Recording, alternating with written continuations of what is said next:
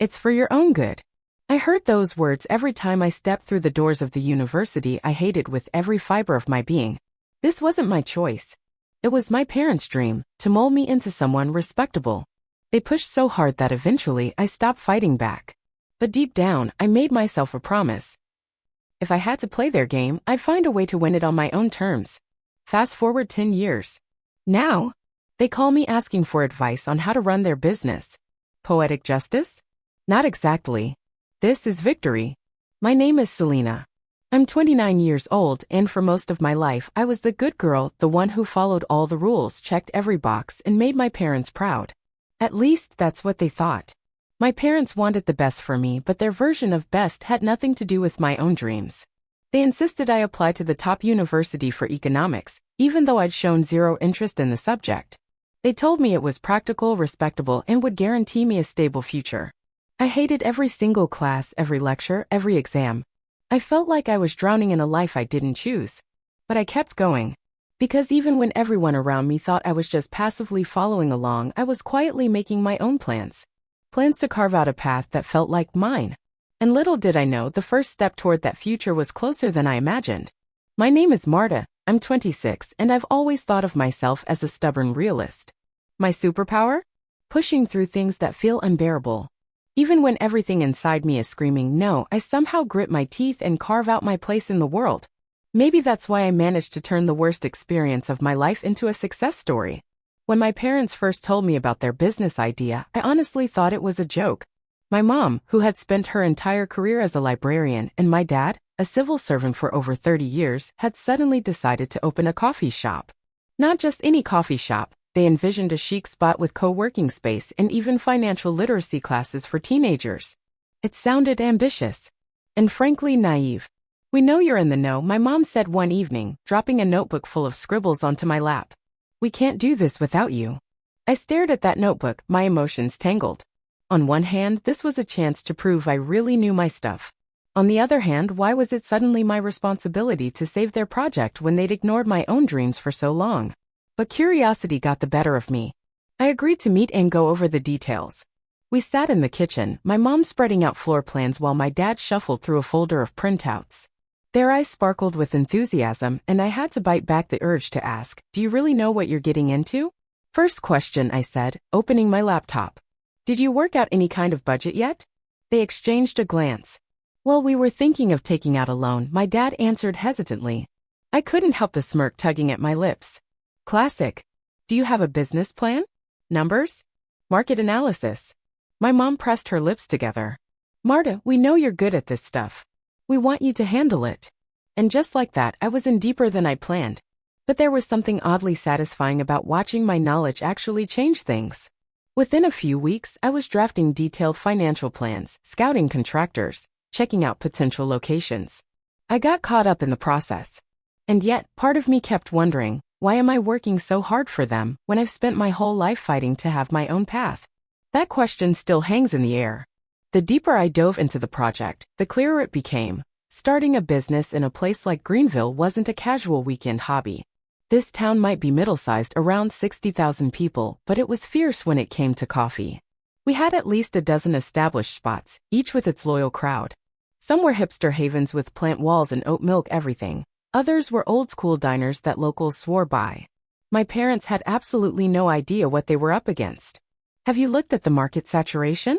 I asked them one evening as we gathered around their dining table, now permanently cluttered with blueprints and loan applications. My dad looked at me blankly. "People love coffee." I resisted the urge to roll my eyes. "Yes, but they already have coffee. Lots of it. Why would they come to yours?" That question hung in the air like an awkward guess no one wanted to acknowledge. We'd found a potential location, a cute brick building on Main Street with big front windows and a tiny parking lot. It was charming, no doubt, but it needed serious renovation. The plumbing alone was going to eat half the budget, and I hadn't even gotten to the ADA compliance issues yet. "We need to find out what people here actually want," I said. "You're assuming they'll flock to a co-working coffee shop because it sounds trendy. But is that what Greenville even needs?" My mom frowned. "What do you mean?" I closed my laptop, leaned forward. "We should do a survey. Ask people online and in person what they feel is missing. What would make them switch from their usual spot?" Otherwise, we're just guessing. To my surprise, they agreed. And just like that, I found myself printing flyers, creating Google Forms, and chatting with strangers outside supermarkets, asking them questions like, "What do you wish your favorite coffee shop offered?" The answers were revealing. Sure, people liked good coffee, but what they really craved was a place that felt personal. Somewhere that remembered their name and order. Fast Wi-Fi was a must, but so was comfortable seating. And interestingly, several mentioned late-night hours, something none of the other shops offered. That insight sparked something in me. For the first time, I wasn't just doing this out of obligation. I started to care. I'd spent years running from everything business-related, but now, standing on the sidewalk with a clipboard, talking to people about their coffee rituals, I felt a weird sense of purpose. One night, as I sat at my apartment sketching out ideas for the layout, my phone buzzed. It was a text from my mom. "You're amazing at this. Couldn't have done it without you." I stared at the message longer than I should have, feeling complicated. Pride, resentment, satisfaction, it all tangled up in my chest. This was becoming something bigger than I expected. And for the first time, I wasn't sure if I was helping them or building something of my own. The survey gave us some brilliant insights, but now came the hardest part: money. I spent hours crunching numbers, outlining every possible expense, from the astronomical renovation costs to licenses, initial stock, staff wages, and that never-ending list of hidden fees no one warns you about. When I finally sat my parents down with the spreadsheet, their faces fell. This is a lot," my dad muttered, staring at the grand total at the bottom, $150,000. "Exactly," I said firmly. "And that's a conservative estimate." We sat in silence for a while, the weight of it settling in. I could feel their optimism wavering, and for a split second, I almost felt bad for being the bearer of harsh reality. But sugarcoating wasn't going to save them from drowning in debt. "Isn't there any other way?" my mom asked quietly. "We can't risk everything." That's when the brainstorming began. I suggested smaller loans, cutting initial costs by downsizing certain plans, and even looked into alternative funding. We applied for a local small business grant, slim odds but worth a shot. We also considered a crowdfunding campaign, though my dad was skeptical. "Why would strangers invest in our dream?" he asked. "Because," I replied, "if you can make them believe in it, it's not just your dream anymore." Still, deep down, I knew we needed something bigger. That same week, by pure coincidence, I ran into Jake, an old classmate from my university days, while grabbing groceries. I hadn't seen him since graduation, but he looked almost exactly the same, just with sharper suits and an air of confidence that screamed success. We ended up grabbing coffee, and I found out he was now working in private equity, helping small businesses secure early-stage investment.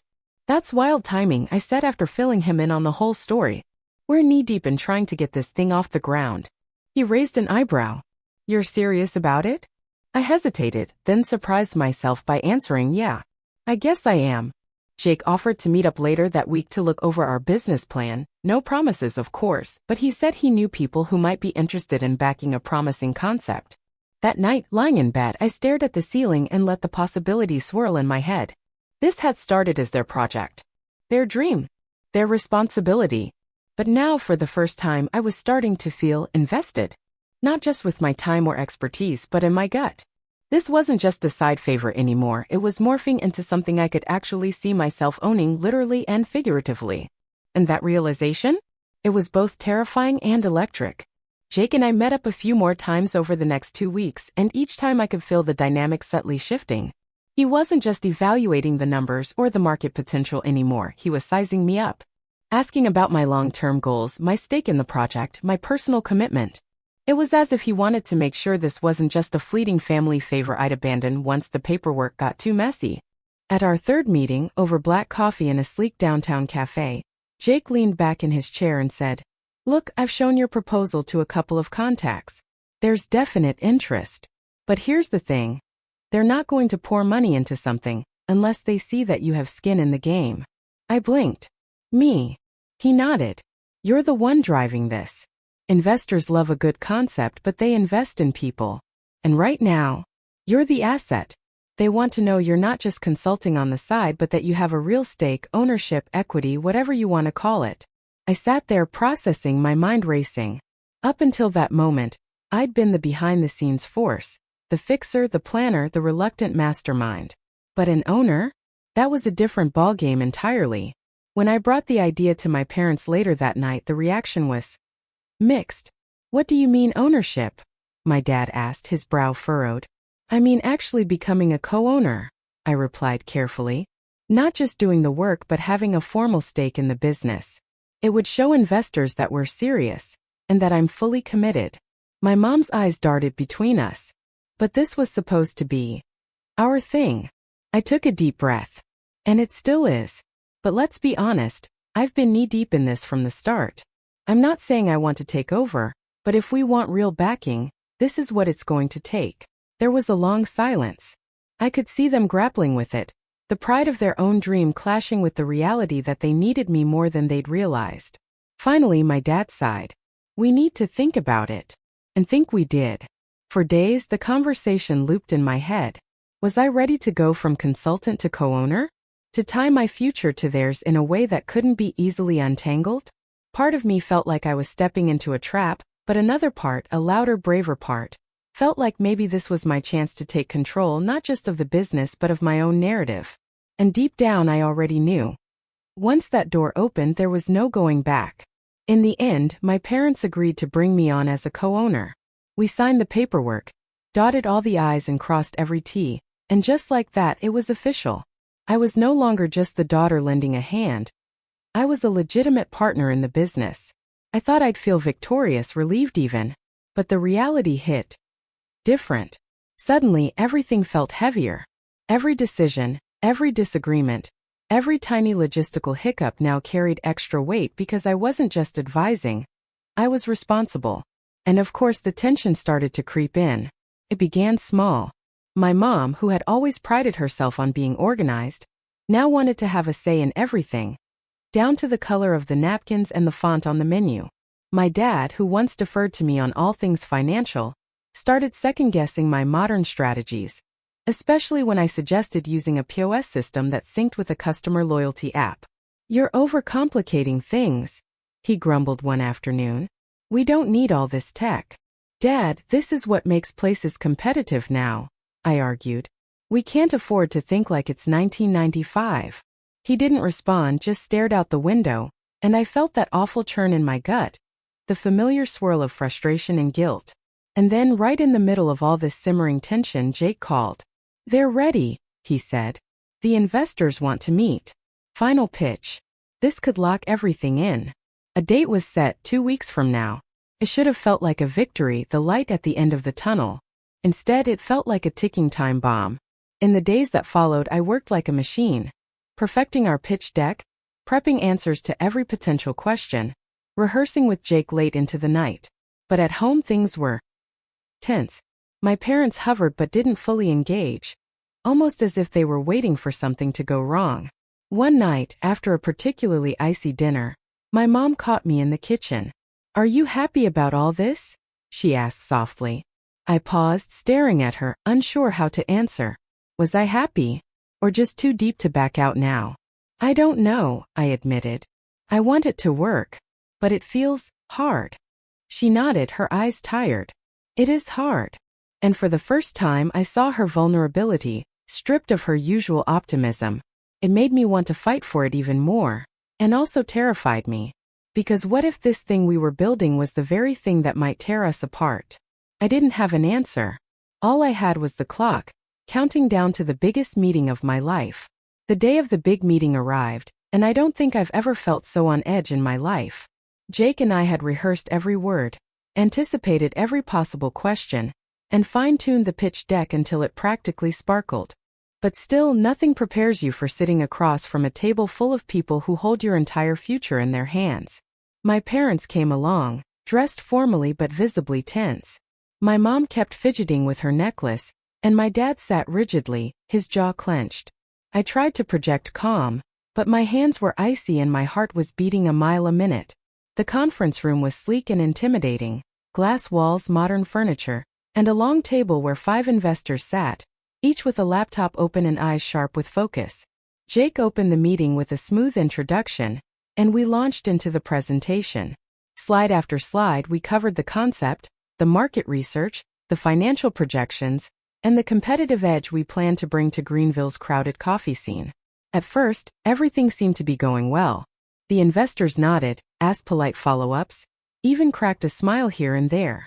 But then about halfway through, one of them, an older guy with silver hair and a piercing gaze, leaned forward. "Impressive pitch," he said. "But tell me, what actual experience do you have running a business? Coffee shops are brutal. It's a high-failure industry. What makes you think you're equipped for that?" For a split second, time froze. I could feel my parents tense beside me. Jake glanced at me quickly, silently passing the mic. I inhaled deeply. "That's a fair question," I said, my voice steady despite the storm inside me. "We don't have prior ownership experience, and I won't pretend otherwise.